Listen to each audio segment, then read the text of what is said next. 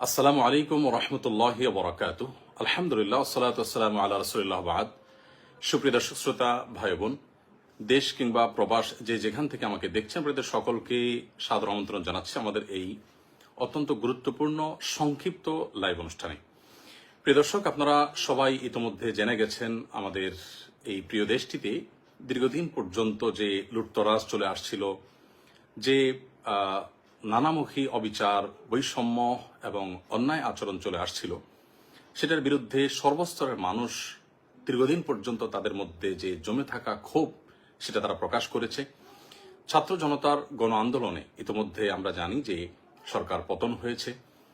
এই পুরো সাফল্যের যে মহানায়কেরা, বিশেষ করে আমাদের শিক্ষার্থীরা, তাদের সকলকে আমরা সকলে বিনম্র শ্রদ্ধা জ্ঞাপন করি। আল্লাহ রাব্বুল আলামিন তাদের সবাইকে এর জন্য সর্বোত্তম বিনিময় দান করুন এবং যে সমস্ত ছাত্র ভাইদেরকে বা যে সমস্ত নিরীহ নিরপরাধ মানুষদেরকে আমরা হারিয়েছি, যাদেরকে হত্যা করা হয়েছে, খুন করা হয়েছে, আমরা তাদের প্রত্যেকের রুহের মাগফিরাত কামনা করছি। আল্লাহ রাব্বুল আলামিন তাদের সবাইকে শাহাদাতের মর্যাদা দান করুন। প্রিয় দর্শক ভাই বোন, যে বিষয়টিকে আমি শুরুতেই বলতে চাই তা হলো যে বর্তমানে যে আনন্দঘন একটি পরিবেশ চলছে, এই পরিবেশে আমরা দেখতে পাচ্ছি যে অনেক সুযোগ সন্ধানীরা এমন সব কাজ করছে যে এই পুরো অর্জনটাকে ম্লান করে দেওয়ার জন্য সেগুলো যথেষ্ট হতে পারে। তোমাদের থেকে একটি গুরুত্বপূর্ণ বিষয় হলো যে লুটতরাজ চলছে। এমনকি আমরা সোশ্যাল মিডিয়ার কল্যাণে এও দেখলাম যে রাস্তাঘাটের লাইট পর্যন্ত মানুষ খুলে নিয়ে যাচ্ছে। যারা রাস্তাঘাট থেকে লাইট খুলে নিয়ে যাচ্ছে, যা হাতের কাছে পাচ্ছে সেটাকেই তারা ভেঙে নিয়ে যাচ্ছে এবং যেখানে পাচ্ছে সুযোগ সেখানে তারা লুটতরাজ করছে। এরা কখনো এদেশের বন্ধু হতে পারে না, এরা দেশের শত্রু। এই মানুষগুলো কখনো শিক্ষার্থী বা প্রকৃত অর্থে যারা আন্দোলনকারী ছিল তারা নয়। এই মানুষগুলো অবশ্যই সুযোগ সন্ধানী এবং এই লুটপাট যে কোনো মূল্যে আমাদেরকে বন্ধ করতে হবে।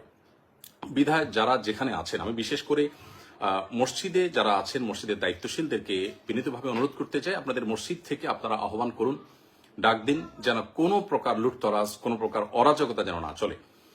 কেউ যেন আইন নিজের হাতে তুলে না নেয়। কোনো প্রকার অরাজকতা যদি চলতে থাকে তাহলে সেটি আমাদেরই দুর্ভোগ পোহাতে হবে, সেটা আমাদেরই অকল্যাণ বয়ে আনবে। সরকারি কিংবা বেসরকারি কোনো স্থাপনা যেন কোনোভাবে নষ্ট না হয়।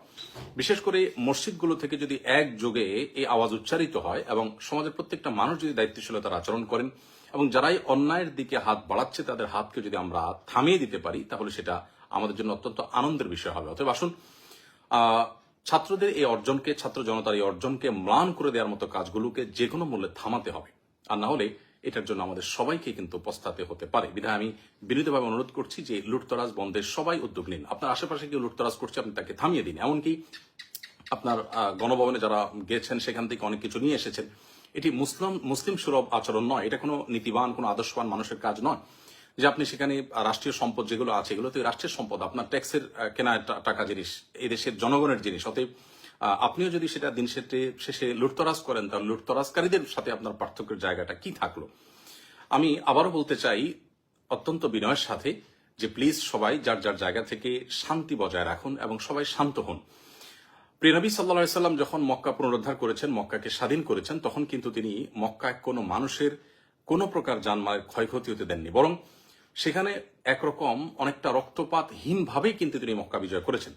তার সে মক্কা বিজয়ের ইতিহাস আমরা স্মরণ করার চেষ্টা করি এবং মক্কা বিজয়ের সময় তিনি যে বিনয়ের পরিচয় দিয়েছেন, তিনি যে আল্লাহর কৃতজ্ঞতা জ্ঞাপন করেছেন, সেটিকে আমরা স্মরণ করি।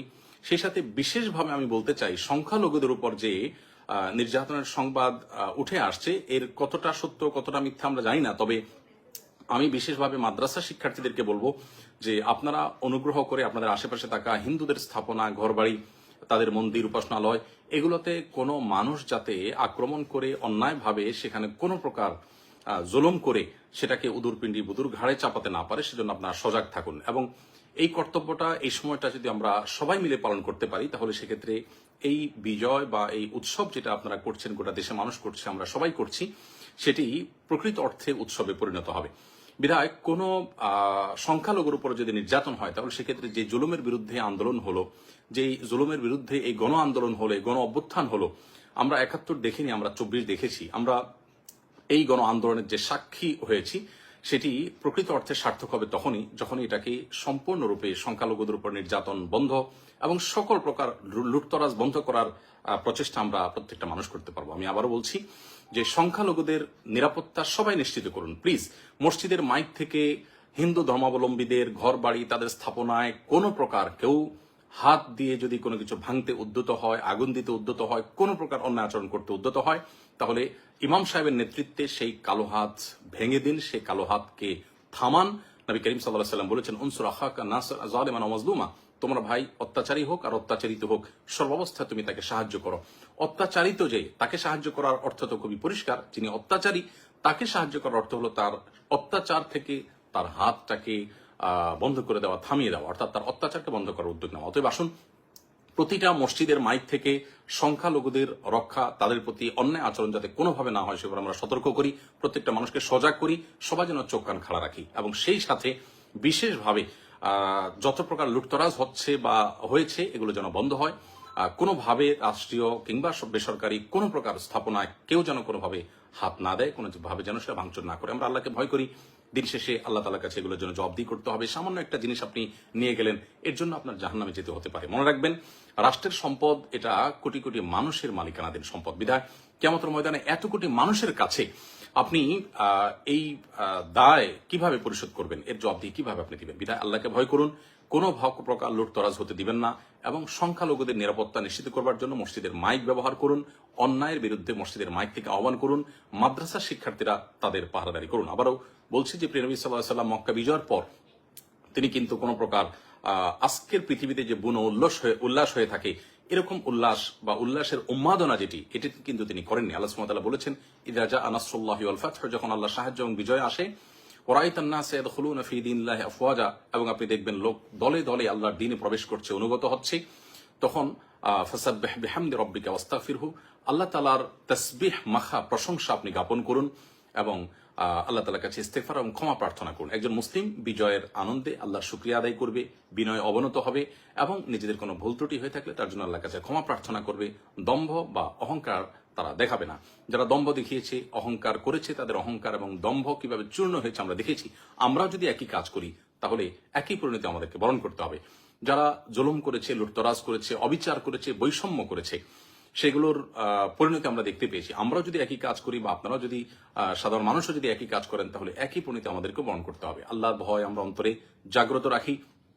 আমি সর্বস্তর ওলামা ইকরামদেরকে এবং সকল সচেতন নাগরিকদেরকে, আমাদের সম্মানিত ফলোয়ারদেরকে বিনীতভাবে অনুরোধ করতে চাই, প্লিজ সবাইকে শান্ত হতে বলুন এবং সকল প্রকার অন্যায়কে থামিয়ে দিন। সেই সাথে এও বলতে চাই যে আমাদের মহান মুক্তিযুদ্ধের যে চেতনা ছিল, বৈষম্যহীন সমাজ ব্যবস্থা গড়ে তোলা এবং প্রত্যেকটা মানুষের অধিকার, ন্যায্য অধিকার তাকে যথাযথভাবে বুঝিয়ে দেওয়া, সেটা যেন পুনঃপ্রতিষ্ঠিত হয়। কোনোভাবেই যেন আমাদের এই দেশে ধর্ম বিদ্বেষী এবং মুসলমানদের প্রতি বিশেষভাবে বিদ্বেষ লালন রাখে, এই সমস্ত মানুষগুলো যাতে কোনোভাবে বর্তমান পরিস্থিতিতে কোনো প্রকার সুযোগ সুবিধা নিতে না পারে। অন্তর্বর্তীকালীন সরকার হোক বা পরবর্তী পদক্ষেপগুলো হোক, সেগুলোতে এদেশের মানুষের ধর্মীয় বিশ্বাস, এদেশের মানুষের মূল্যবোধের প্রতি শ্রদ্ধাশীল আছে, সেই মানুষগুলো যেন দায়িত্বে আসে, সেটি হলো এদেশের কোটি কোটি মানুষের প্রাণের দাবি। অতএব আমরা সেই দাবিটাও যার যার জায়গা থেকে উচ্চারিত করব এবং প্রিয় স্বদেশকে আল্লাহ রাব্বুল আলামিন নিরাপদে রাখুন, ভালো রাখুন, শান্তিতে রাখুন, আমরা সে দোয়া করছি। আবারও বলছি, সকল প্রকার লুটতরাজ, সংখ্যালঘুদের আক্রমণের বিরুদ্ধে আমাদের প্রত্যেককে জিহাদ ঘোষণা করতে হবে এবং প্রত্যেককেই সংখ্যালঘুদের নিরাপত্তার বিষয়টির জন্য বিশেষভাবে কাজ করতে হবে এবং সকল অন্যায়কে বন্ধ করবার জন্য সামাজিকভাবে আমরা সম্মিলিত উদ্যোগ গ্রহণ করতে হবে। মসজিদের মাইকগুলো সচল হয়ে যাক, মাদ্রাসাগুলোর ছাত্ররা সক্রিয় হয়ে যাক, সকল প্রকার স্কুল কলেজের শিক্ষার্থী সকল শান্তিনের মানুষ সক্রিয় হয়ে যান এবং সকল প্রকার অন্যায়কে থামিয়ে দিন। আল্লাহ তাআলা আমাদের সকলকে তৌফিক দান করুন। জাযাকুমুল্লাহ খাইর। আসসালামু আলাইকুম ওয়া রাহমাতুল্লাহি ওয়া বারাকাতুহু।